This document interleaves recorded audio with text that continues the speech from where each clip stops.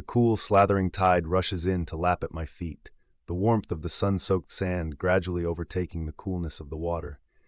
I watch as the sea recedes, carrying with it tiny specks of shell, seaweed, and other debris. I can't help but draw parallels to my own life, a cycle of ebb and flow. It's in these reflective, lonely strolls where my mind roams unbounded. And yet, unfailingly, my thoughts are drawn back to a single, fascinating creature, the crab. Much like the sea, my mind is forever haunted by the specter of the crab. But haunted is too harsh. It is more like my mind dances with crabs, frolicking gleefully amidst their intricate beauty and sheer adaptability. The crab, unwavering, keeps to the periphery of my vision, a poetic representation of my mental state. Schizophrenia, they call it. A wild ecosystem of sensory experiences locked within the walls of my mind. To me, it's my world and the crabs my constant companions. Yet it isn't just their physical presence that fascinates me. It's their science, their existence, the tiny miracles that allow them to persist through the ages. They are the unsung heroes of the shoreline, the resilient survivors. Their symphony is one of survival and adaptation.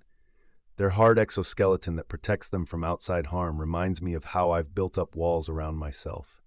They hide the soft, vulnerable parts under a veneer of toughness, much like I do. Isn't that what we all do in one form or another? But they are not just survivors. Crabs are shapeshifters, opportunists, evolving with their environments. Their incredible range of abilities, from regenerating lost limbs to breathing both in water and land, is nothing short of miraculous. It's an inspirational tale of adaptability.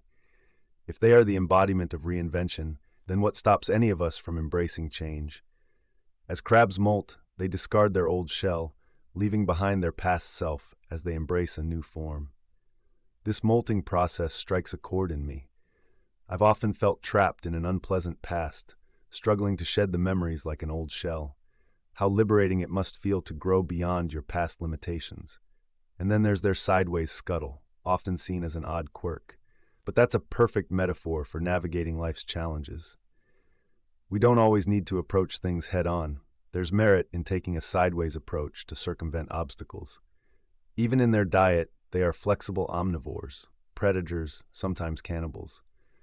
Crabs are resourceful, much like we need to be in the face of adversity. Life doesn't always hand us what we want, but we have to make the most of what we get. I've learned so much from the very creatures my mind has made the loving jailer of my thoughts. But really, are they jailers? Or are they guides, teachers, even friends? Perhaps my mind chose the crab not to torment me, but to teach me, to guide me. Outside my mental meanderings, all around me is life in its vast, unending symphony. It's dizzying, really, the ceaseless hum of the earth and sea, the inescapable march of time, and amidst it all, the constant presence of crabs. I smile, shaking my head, conceding yet again to these wonderful creatures. Ah, crabs, eternally dancing the dance of life across the landscape of my mind. You win again, crabs. You've captured my thoughts once more. Though you're but a small part of this vast, terrifyingly beautiful universe, you've laid claim to an entire cosmos within my mind, and I am better for it. Ad infinitum.